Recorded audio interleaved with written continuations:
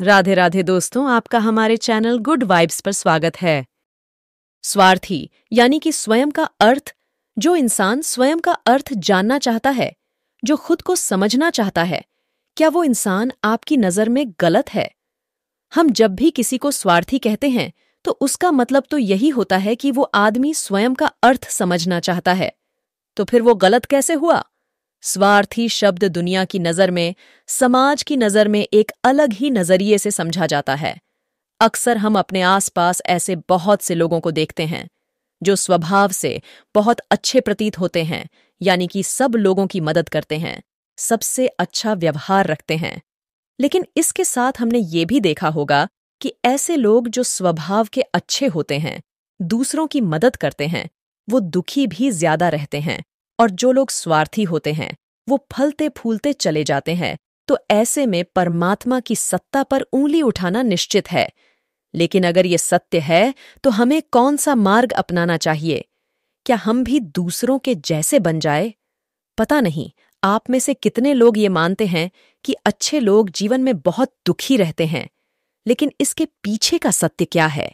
अगर हम इसके पीछे का सत्य नहीं जानेंगे, नहीं पहचानेंगे, तो कहीं ना कहीं हमारा अवचेतन मन भी बुराई की तरफ झुक जाएगा।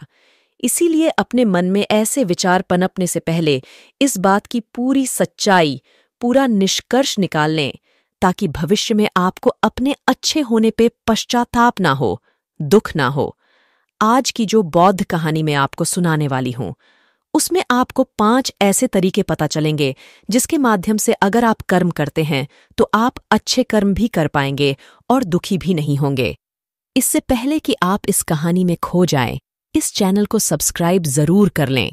तो चलिए कहानी शुरू करते हैं। एक गांव में प्रकाश नाम का एक युवक रहता था। उसका भरा पूरा परिवार था। उसके 2 बच्चे थे, उसकी पत्नी थी, लेकिन उसके माता पिता इस दुनिया से चल बसे थे। इसीलिए पूरे परिवार की जिम्मेदारी उसी के कंधों पर थी। बच्चे अपनी पढ़ाई करते थे और उसकी पत्नी अपने घर गृहस्थी के कामों के साथ गाय, भैंस, बकरी इत्यादि का दूध बेचकर अपना घर चलाती थी और प्रकाश पहाड़ में पत्थर तोड़ने का काम करता था। बहुत ही मेहनत भरा काम था। पूरे दिन काम करता तो रात को थक कर घर पर वापस लौटता।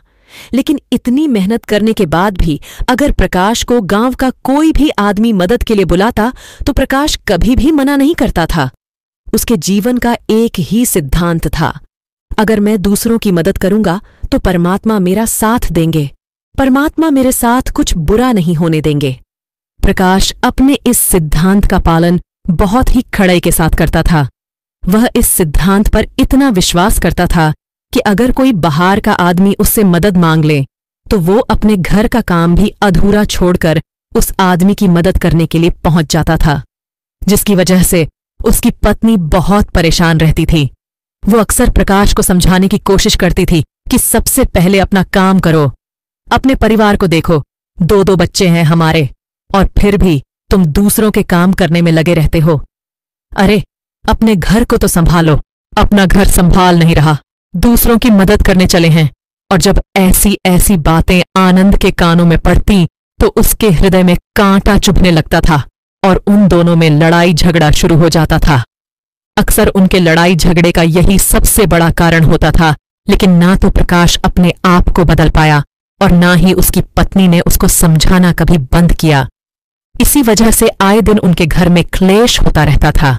जहां तक उस गांव वालों की बात थी तो वो प्रकाश के स्वभाव को जानते थे और वो जानबूझकर जो काम आसान भी होता था, जो उनके सामर्थ्य में भी होता था, उस काम के लिए भी वो प्रकाश को बुलाते थे ताकि उन्हें कम मेहनत करनी पड़े। कहने का अर्थ ये है कि गांव वाले प्रकाश की इस शिष्टाचार का फायदा उठाते थे, लाभ उठाते थे और सब पीछे से उसका मजाक उड़ाते थे, उसे बेवकूफ कहते थे। ऐसे ही समय भी तरह और एक दिन प्रकाश की पत्नी बहुत ज्यादा बीमार पड़ गई। प्रकाश से जो कुछ भी सेवा हो सकती थी उसने वो सब अपनी पत्नी के लिए किया। उसने गांव के वैद्य को बुलाकर अपनी पत्नी की जांच करवाई, लेकिन ये रोग उस वैद्य की पकड़ के बाहर था। इसीलिए उस वैद्य ने कहा कि तुम अपनी पत्नी को नगर में जाकर किसी बड़े वैद्य को दिखाओ तो तुम्हारी पत्नी की जान बच सकती है। जल्द से जल्द नगर पहुंचने की व्यवस्था करो, नहीं तो तुम्हारी पत्नी के प्राण संकट में हो जाएंगे। ये सुनकर प्रकाश के पैरों तले जमीन फिसल गई। उसने ये नहीं सोचा था कि उसकी पत्नी के प्राण संकट में है। वो सोच रहा था कि कोई साधारण सा रोग होगा जिसका इलाज हो जाएगा। लेकिन जब उसने वैद्य की यही बात सुनी तो वो घबरा गया। अब पत्नी को नगर तक कैसे लेकर जाएं? क्योंकि उसके पास इतना धन नहीं था कि वो अपनी पत्नी के लिए एक घोड़ा गाड़ी करके उसमें अपनी पत्नी को लिटाकर नगर में ले जा सके। उसकी पत्नी की हालत बिल्कुल चलने की भी नहीं थी, इसलिए उसे नगर पहुंचाने के लिए किसी घोड़ा गाड़ी की जरूरत थी। संयोग से उसके पड़ोसी रजत के पास एक घोड़ा गाड़ी थी। वो अक्सर व्यापार के लिए अपनी घोड़ा गाड़ी नगर में लेकर जाया करता था। इसीलिए प्रकाश के मन में विचार आया कि मैं रजत की घोड़ा गाड़ी ले सकता हूँ। मैं रजत की इतनी मदद करता हूँ, कभी उसके काम को नहीं टालता, तो वो तो मेरे काम को कभी मना ही नहीं कर सकता। और यही सोचकर वो घोड़ा गाड़ी लेने के लिए रजत के पास पहुंच जाता है। लेकिन रजत बहुत ही चालाक इंसान था।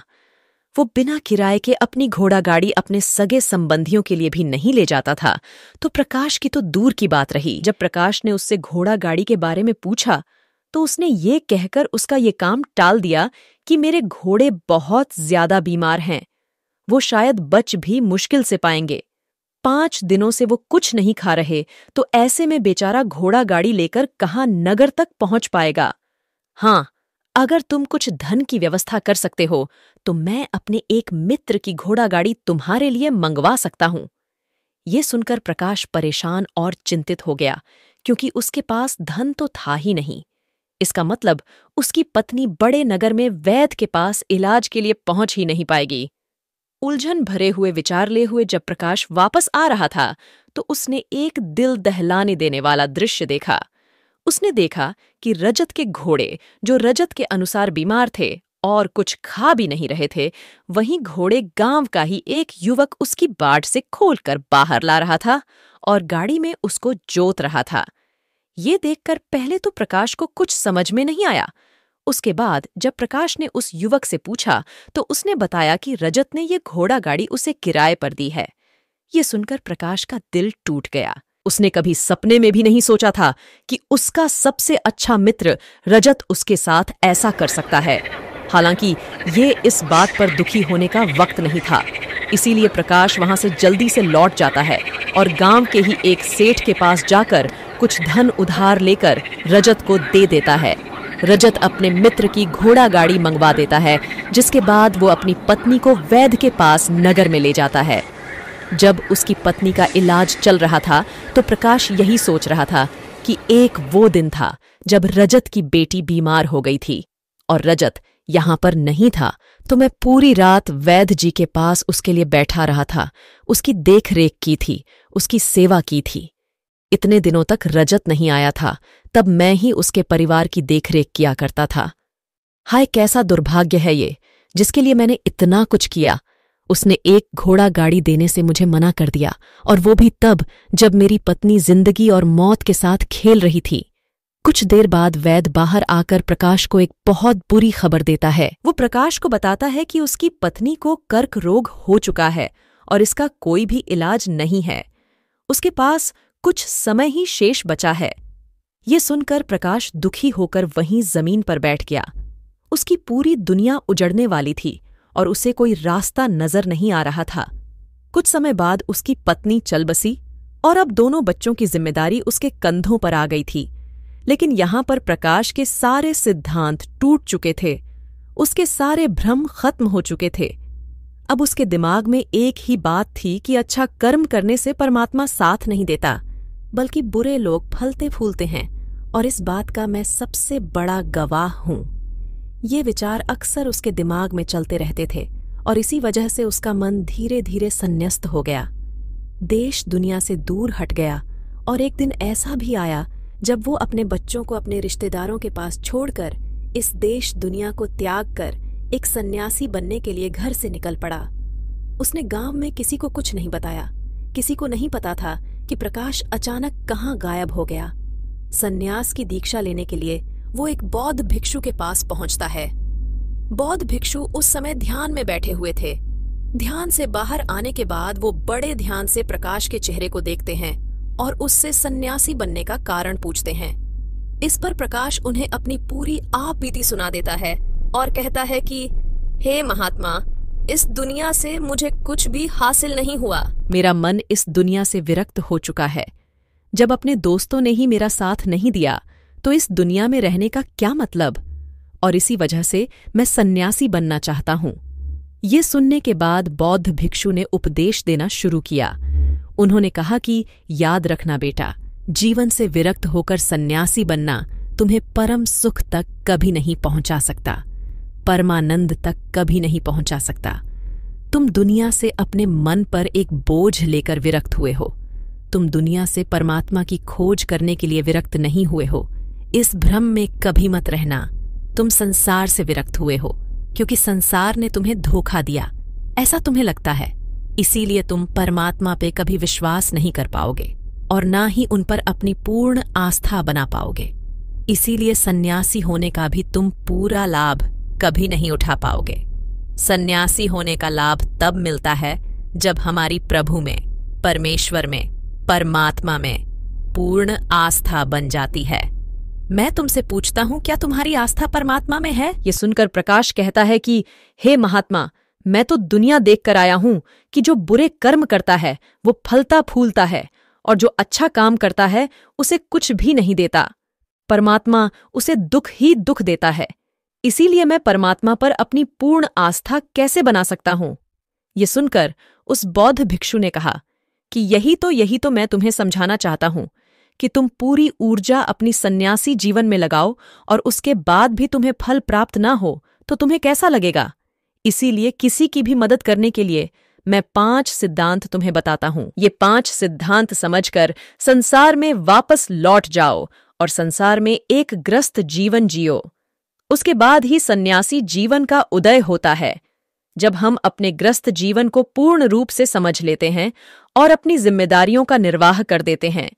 ये कहकर बौद्ध भिक्षु ने कहना शुरू किया कि जब भी तुम किसी की सहायता करते हो, किसी की मदद करते हो, तो उसमें सबसे पहली बात, सबसे पहला सिद्धांत जो ध्यान में रखने का होता है वो होता है कि किसी की मदद करते वक्त, किसी की सहायता करते वक्त कभी भी उससे उम्मीद मत रखना। ये मत सोचना कि आज मैंने इसकी सहायता कर दी, मदद कर दी, तो कल बदले में ये भी मेरी सहायता करेगा, मेरी मदद करेगा। अगर तुम ऐसा सोचोगे तो तुम्हें जीवन में दुखों का सामना करना ही पड़ेगा, क्योंकि एक नहीं तो दूसरा या दूसरा नहीं तो तीसरा कोई ना कोई तुम्हारी उम्मीद जरूर तोड़ेगा और वास्तविकता में वो मदद या वो सहायता नहीं होती है। वो हमारे लालच का ही एक रूप होता है। हम उसकी सहायता या मदद निर्भर तरीके से नहीं कर रहे हैं। हमारे मन में लालच का भाव है, हमारे मन में बदले का भाव है। हम ये सोचकर मदद करते हैं कि इसकी मदद कर देता हूं, ये मेरा भी मदद करेगा, और यही लालच हमें अक्सर उन लोगों की मदद करने पर विवश करता है जो किसी ना किसी रूप में धनवान होते हैं, क्योंकि हमें लगता है कि कल ये आदमी धन के द्वारा मेरी मदद कर सकता है, और इसीलिए जिस इंसान को वास्तविकता में मदद की आवश्यकता है, हो सकता है वो गरीब हो, लेकिन हमारा मन अपने लालच के वशीभूत होकर उसकी मदद कभी नहीं करेगा। इसीलिए किसी की मदद और किसी की सहायता करने के अपने विचार को विस्तार दो। केवल एक प्रकार के वर्ग के लिए अपनी सहायता या अपनी मदद पेश मत करना, उन सब के लिए समान होनी चाहिए। जरा सोचो, एक तरफ तुम्हारा मित्र हो जिसके पास धन है, संपदा है, और दूसरी तरह कोई गरीब औरत हो जो भूखी बैठी हुई है। तुम्हारा दोस्त तुमसे कहता है कि यार, आज तो खाने के लिए अच्छे अच्छे पकवान मंगवा लो बाजार से, और दूसरी तरफ वो औरत तुमसे 2 सूखी रोटी मांग रही है। तो तुम किसकी मदद करोगे? कौन मदद का हकदार सबसे पहले है?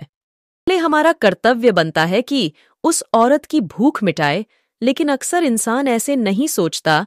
वो अपने दोस्त को तो खिला देगा, उसको तो बाजार से बहुत महंगी वस्तु मांगा के दे देगा, लेकिन किसी गरीब को उसकी भूख मिटाने के लिए पैसा या धन नहीं देगा। दूसरी बात जो ख्याल में रखने की है वो ये कि सहायता करते वक्त हमारा लालच कभी भी उसके साथ नहीं जुड़ना चाहिए। अक्सर हम जब किसी की मदद करते हैं तो हमारा लालच और हमारा स्वार्थी उसके साथ जुड़ा होता है और हम अपनी भविष्य की योजना तैयार करके उस आदमी की मदद करते हैं। हम ये सोचते हैं कि अगर मैं इसका ये काम करूंगा तो भविष्य में ये आदमी मेरा वो काम पूरा कर देगा। और वो सहायता, वो मदद बिल्कुल भी परमात्मा के द्वार को नहीं खटखटाती, क्योंकि वो लालच है। जाहिर है आप अपने आप को धोखा देने के लिए अपने लालच को एक सहायता, एक मदद का रूप दे रहे हैं। तीसरी बात जो ख्याल रखने की है वो ये कि अपने सामर्थ्य के हिसाब से दूसरे की मदद करो। कभी भी एक ग्रस्त आदमी को किसी की इतनी सहायता नहीं करनी चाहिए जिससे कि उसका परिवार और उसके बच्चे कष्ट में जीवन बिताएं। सबसे पहला फर्ज हमारा होता है अपने परिवार को सुखी रखना, उनकी जरूरतें पूरी करना और उसके बाद दूसरों की मदद करना आता है। लेकिन कुछ लोग दूसरों की मदद पहले करते हैं और अपने परिवार को तवज्जो कम देते हैं, जिससे कि परिवार में लड़ाई झगड़े आए दिन पनपते रहते हैं और ये सब हम समाज में देखते रहते हैं अपने आसपास। अगली बात जो ख्याल में रखने की होती है वो ये कि अपना कर्म, अपनी जिम्मेदारियां पहले निभानी होती है। हम अपना कर्म, अपना काम छोड़कर पहले दूसरों की मदद करने के लिए चले जाते हैं और जब दूसरा बदले में हमारी मदद नहीं करता तो हमारा दिल दुखी हो जाता है। हम सोचते हैं कि मैंने तो अपना काम छोड़कर उस आदमी की मदद की थी और वो आदमी मेरी मदद ही नहीं कर रहा है। इसीलिए अपना कर्म सर्वोपरि, अपना कर्म सबसे ऊपर, क्योंकि वही काम करने के लिए इस दुनिया में हमारा जन्म हुआ है। और सबसे आखिर में जो बात समझने की है वो ये कि परमात्मा की मर्जी से ही सब कुछ होता है। हमारा कर्तव्य है अपने कर्म को करते जाना। करनी धरनी तो ऊपर वाले के हाथ में है। जो कुछ भी होता है सब ऊपर वाले पे छोड़ दो। अगर तुम्हें कोई धोखा भी देता है तो ये समझ के चलो कि वो सब ऊपर वाले की करनी होती है। आप ये मान के चलो कि मैं करता नहीं हूं, मैं तो एक माध्यम हूं, करवाने वाला तो वो है, उसके सामने किसकी मर्जी चली। जब ये आस्था, ये विश्वास हमारे मन में पनपने लगता है तो हमारी सारी शिकायतें दूर हो जाती हैं, क्योंकि इस दुनिया में जो भी होता है अच्छे के लिए होता है। जो भी हो रहा है अच्छे के लिए हो रहा है और जो भी होगा अच्छा ही होगा। चाहे हमारी बुद्धि आज वर्तमान में इस सिद्धांत को ना समझ पाए, लेकिन जीवन में कभी ना कभी किसी न किसी मोड़ पर आपको जरूर ये एहसास होगा कि जो हुआ था वो अच्छे के लिए ही हुआ था।